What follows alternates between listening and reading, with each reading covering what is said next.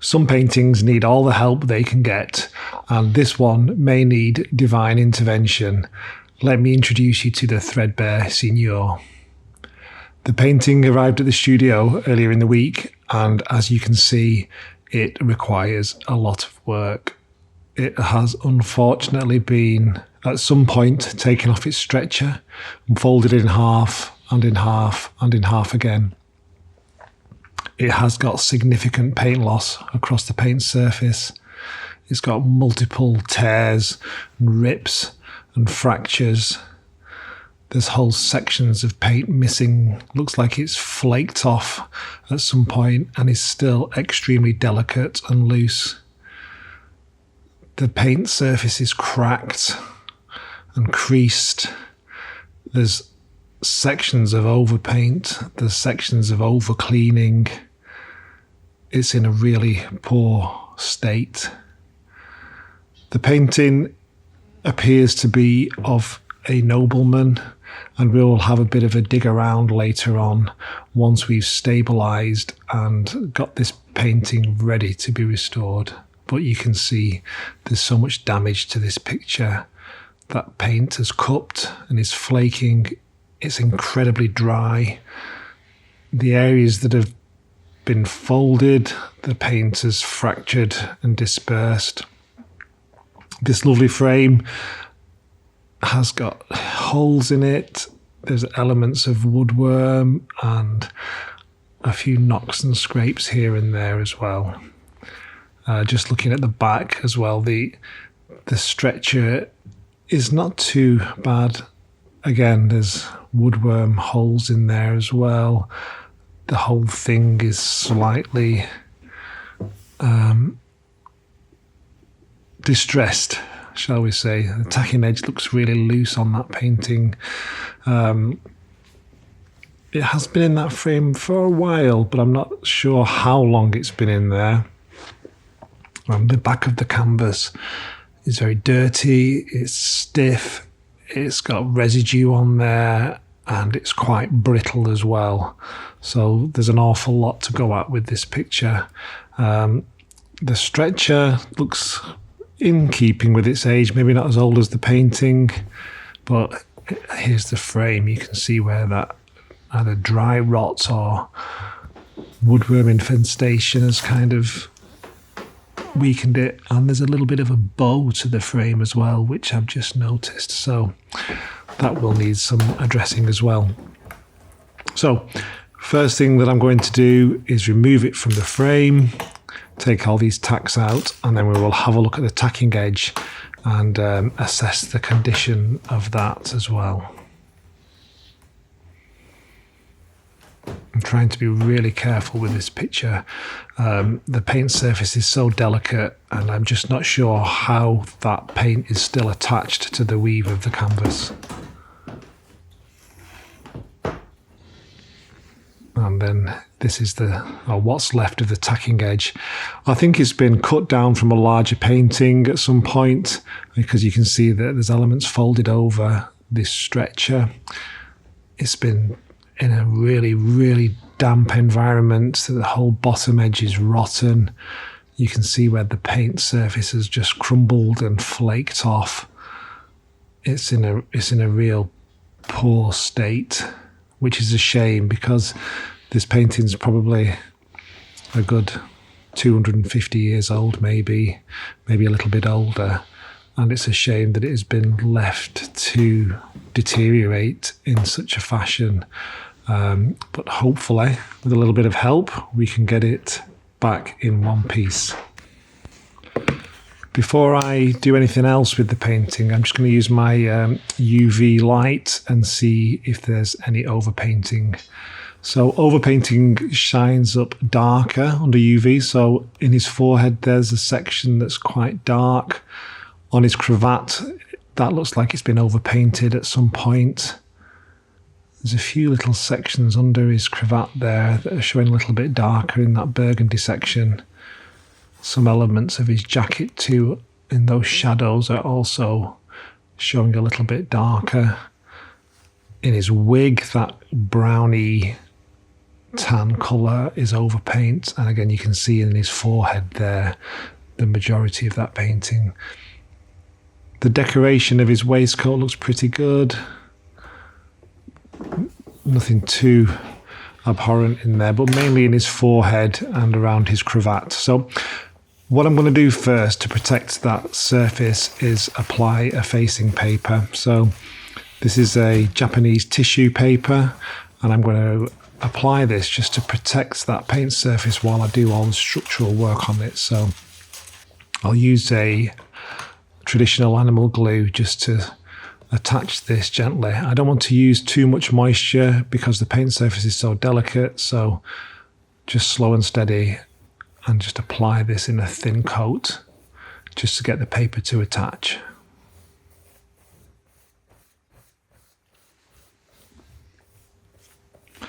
I'm kind of curious as why it's been folded though. That's kind of piqued my interest. Did someone hurriedly take it out of the frame, rip it off the stretcher, then fold it up to take it with them?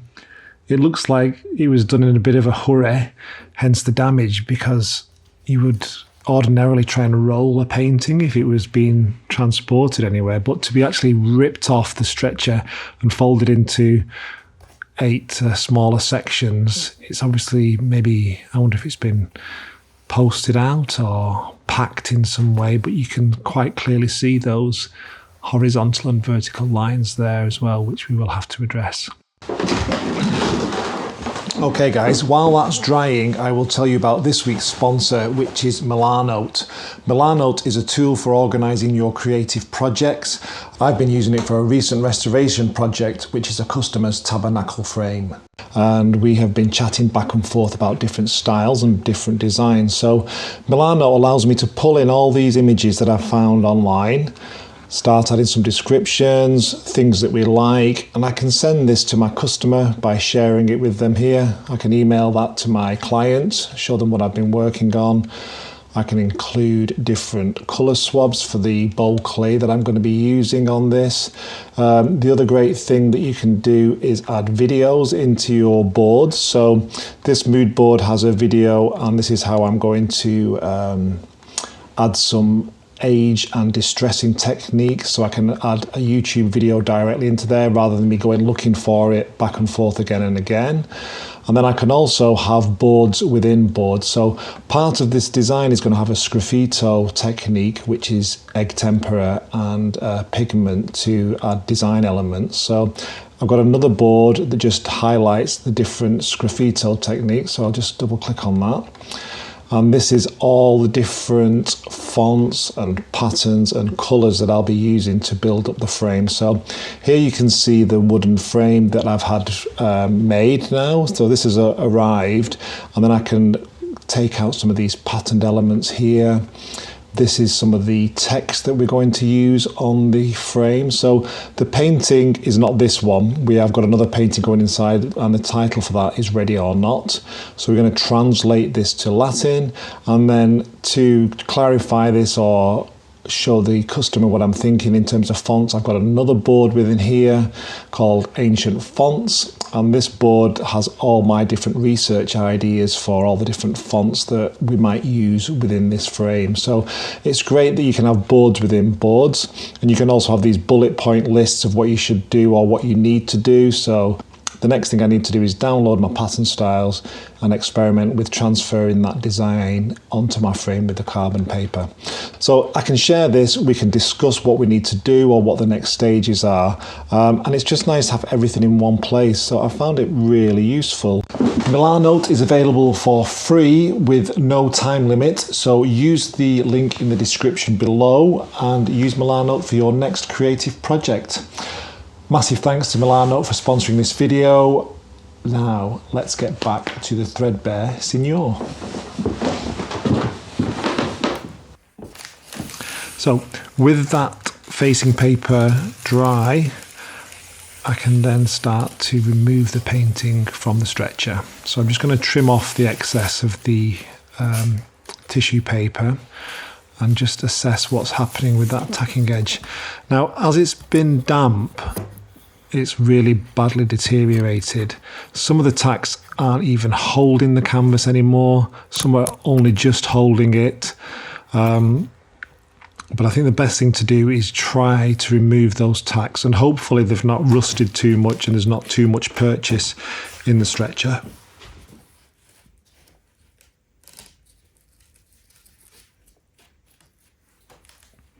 So some of them aren't even holding that canvas at all. But the ones that are, I'll just be able to use these. This is designed for removing staples, but I found it really good for tacks as well. Luckily they come out quite easy. Sometimes if they're really badly rusted, the heads just flip off and fly across the studio. These aren't too bad. Maybe we should do a competition again, count how many tacks are on that table. So yeah, I'm just going to remove the stretcher from the painting carefully. And you can see already the undulations of the canvas. So I think this has been cleaned fairly recently. Not the back though. I think that looks like a piece of wallpaper. So maybe it's been in a house that's had some serious decoration done. There's dust. I think that looks like a shard of glass. Lots of dust. No pine needles though. So I'm not too sure how long it's been on that stretcher. Quite a while. You can see those fold lines there. It's almost like someone's kind of painted over those at the back. I can see drips and a bit of staining on there as well. So that's something to bear in mind. So just using a brush now, I'm going to remove the larger amounts of debris and just gently brush those off. That glass was actually stuck on for some reason. Maybe just over time it had impregnated itself into there.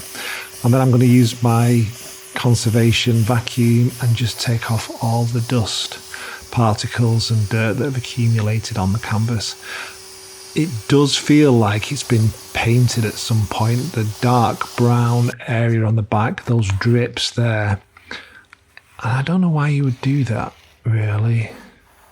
Unless they were just trying to stretch it. If somebody didn't quite know what they were doing and they wanted to retension it, they might have tried to apply something on the back to pull it tighter.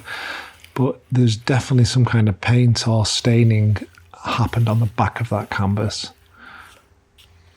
And that's contributed to its stiffness as well. So even though it's weak, it has got like a brittle stiffness to it.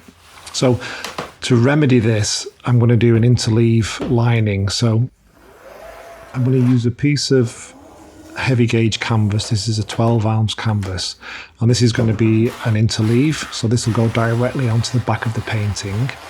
And then on top of that, I will have my Belgian linen, which will give me the tacking edges. And this will allow me to stretch the canvas and strengthen it at the same time. So the canvas is going to form the interleave. And then this is my high quality Belgian linen, and this will go on top as well, on top of that canvas piece, and this will reinforce what's left of the tacking edges and allow me to re-stretch the canvas as well. So that's my plan of attack for this painting. I just think the canvas is so weak and so brittle that it is going to need a little bit of reinforcement.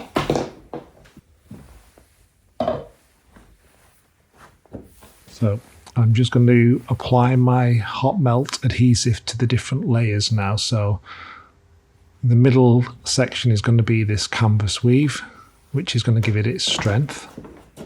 So I'm going to apply my adhesive all across this piece, front and back, so that when it heats up, it will impregnate into the canvas. So I'm also going to apply it to the back of the original painting, and again, when this heats up, it's going to go through the canvas and attach all that loose and flaking paint on the front. And then the final section, or the back piece, is the Belgian linen. And again, I'm going to apply my adhesive to this and then when I sandwich everything together, there's plenty of adhesive to hold each section in place and impregnate the paint surface on the front. So to do this, I'm going to use my heated vacuum table. So I'm just going to transfer this over. And I'm laying this face down because I want a really nice flat image on the front of the painting. There's no impasto work on there, there's no thick paint, so that's not an issue. And the vacuum table will just pull those different sections together. The heat will warm up the adhesive that will impregnate the paint surface. And then after about an hour, hour and a half maybe, it will have all gently welded together and flattened. So you can see the pull on the vacuum table there. That's my latex blanket, and that's pulled down flat now, and it's going to compress those sections together. And then the heat from the table is just going to warm that adhesive gently. And you can see here now, this is towards the end of the process where the adhesive is all warmed through and it's darkened, and that will have impregnated the paint surface.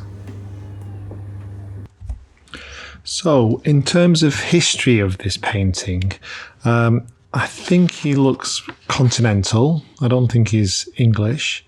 The coat he's wearing appears to be a full bottom skirted jacket, and it's got the heavy cuffed sleeves, and the front's trimmed with either gold or silver gilt buttons. Now, the thickness and design of these buttons are unlike the lighter English buttons of the same time, again suggesting that these could be continental. The waistcoat itself appears to be made of cloth of gold, woven or embroidered silk damask, which was usually lined with either shot silk or watermarked. Now, these heavy gold materials were at their best in candlelit rooms for dinners and card games. These waistcoats were very fashionable in the courts of southern and central Europe, but were always much too showy for British tastes. The cravat, this is a very much a standard stylised mid-18th century cravat of the frilly jabot type, favoured at the French court, made of starched Brussels lace and copied throughout Europe, but again, not in Britain. Now, the painting itself is the clue. It's good. It's probably not fine enough to be from a studio of a court painter. So this could indicate that this gentleman is not an aristocrat or even a senior palace functionary. If so, he would be displaying an insignia of rank or a family crest to show his status. Rather than having any insignia, the focal point of the picture is something that he has between his thumb and forefinger. Now, this seems to be a small box or silvery gold item, suggesting that he is a merchant, maybe a silversmith, an importer of fine stones or spices or silks.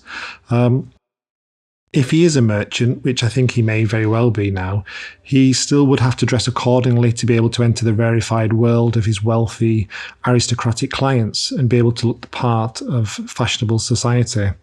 So this box that he's holding, you're drawn to his hands. Now, the final thing is that his hands are quite well painted and seem to be very prominent. So obviously this has been depicted on purpose, either by the painter or under the instruction from the sitter. The handmade Brussels lace cuffs, which by this era were long enough to cover the hands, would have cost an absolute fortune even today.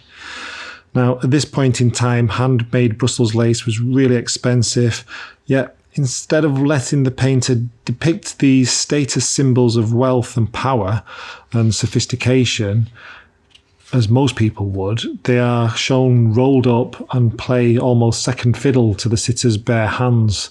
And this is the message that this painting is sending out, that his hands are perhaps the foundation of his success, his fine clothes, and his current status in life.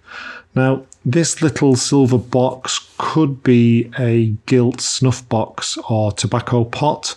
Now, tobacco was also imported in northern Italy, at Genoa, and there was a thriving trade there for that, and importing silk as well. But perhaps this is what this signifies. Now, if it is a snuff box that he's holding, he may not be a silk merchant, but a tobacco merchant instead. So this is, again, something that I'm just trying to find out if this tells a little bit more of the story of our Threadbare Signor. Now, I'm sure there's people out there with much more knowledge on such things than me. So if you guys want to have a dig around and see if you can find anything out from his dress or appearance, or maybe that snuff box, then please feel free to leave some comments below, and hopefully we can pinpoint if he is an Italian gentleman or merchant, or whereabouts he is from in Europe, because I do think he is from the continent. Okay.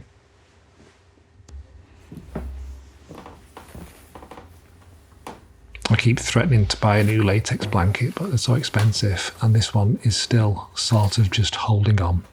So I'm going to move this back onto the bench now, and you'll be able to see how nice and flat the paint surface has become.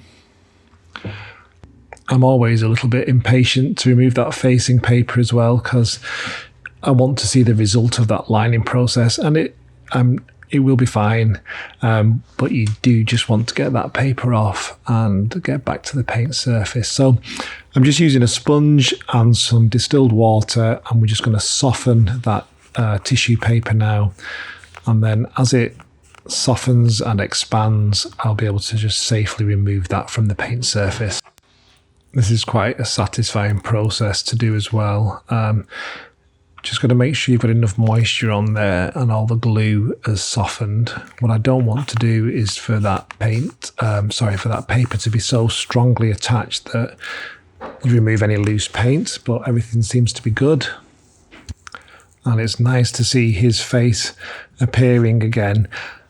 I quite like the look that he has on his face. He looks quite, I don't know, there's a certain charm to him. He looks very pleased with himself.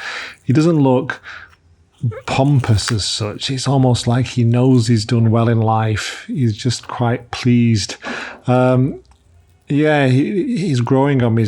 You can see there's a bit of a sparkle in his eye there as well. Again, it's quite time consuming to do this carefully. I don't want that paint surface to disturb, but I'm confident that the lining technique has attached all that paint now, so it is pretty secure, but you don't want to go charging in. Seeing him after relining, I'm starting to realise how much work there is to do. There's so many large sections to be filled. These smaller bits I'm not too concerned about. It's the bits that are over a couple of inches wide or quite a few inches long that are going to require a large amount of filler. But that's something for another day. As mentioned, I think this painting has been cleaned fairly recently. It's got a very opaque, dry finish to it.